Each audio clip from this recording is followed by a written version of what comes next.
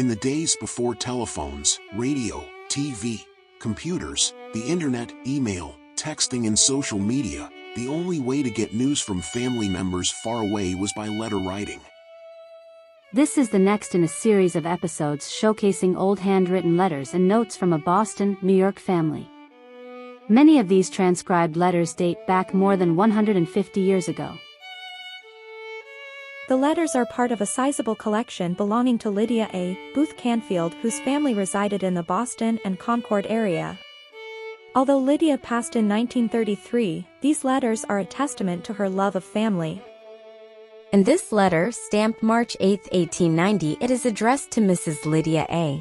Canfield, Springville, Erie County, Minnesota, then Minnesota crossed out, and New York added, which may account for the deficiency in directions supplied stamp on the envelope. The envelope was a business envelope, noting in the top left-hand corner, if not called for in 10 days, please return to E.W. Day, Register of Deeds, Pipestone, Minnesota. The back of the envelope was stamped Springville, New York, March 10, 1890. Compared to today, this was a quick delivery from Minnesota to Western New York, from over 130 years ago. The letter on official Pipestone County, Minnesota letterhead was from H.E. Day to her cousins, Warren and Dora. Although the envelope was directed to Lydia, the contents were indeed for Warren and Dora. March 6, 1890. Dear cousins Warren and Dora, how are you all? I suppose you have had the law grip and got better over this. We have had quite a siege with it, but feel better. Edie has taken cold and can hardly speak out loud. I am ever so glad to get your pictures. They are nice and a great comfort to me. Now if they could talk, how good it would seem. You did not tell me who Nettie married or where they live, and I have no doubt you miss her so much. Edie is going to commence her summer school the 1st of next month, will teach 3 months, then have a short vacation and expects to teach another 3 months. So, you see, I don't have her at home much of the time. George is alone on his farm taking care of his horses. I expect him to stay until it gets warmer.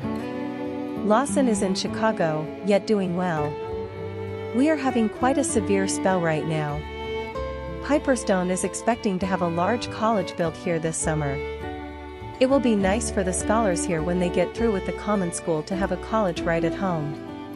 They are figuring to get the Indian school here also, on the reservation, and it looks as though they would get it. If they do, it will make business lively here. I wish you could come out here this summer and see the western country before you get to be an old man. I am sure you would enjoy the change for a while. You might not want to live here where the timber is so scarce.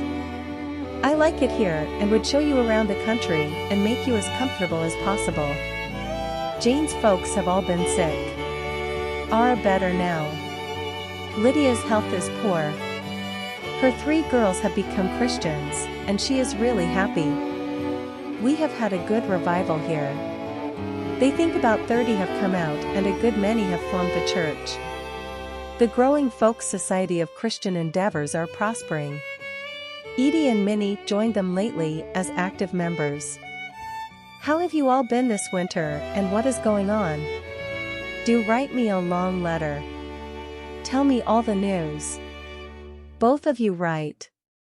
I would like to see the children too, and often wonder if it will ever be my privilege to come out and see you all again. I fear, I should note, the many changes since I was there. I will put this in Lydia's letter as I have forgotten the address you gave me, and it is at home half a mile from the office. Goodbye. Love to all. Your affectionate cousin, H.E. Day. H.E. Day was Harriet Eunice Day, who was married to Edwin W. Day.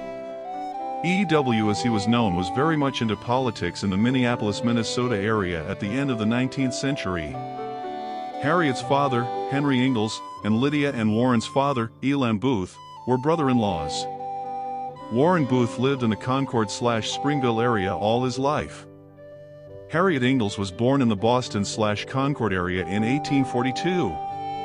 Lived in Ellicottville, New York in 1850, moved to Minnesota where she married E.W. in 1860. She passed in 1910, 20 years after this letter was written.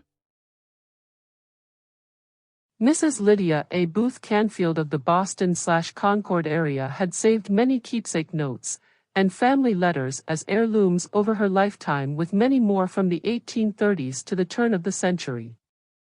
Most, if not all, will be shared in the weeks and months to come.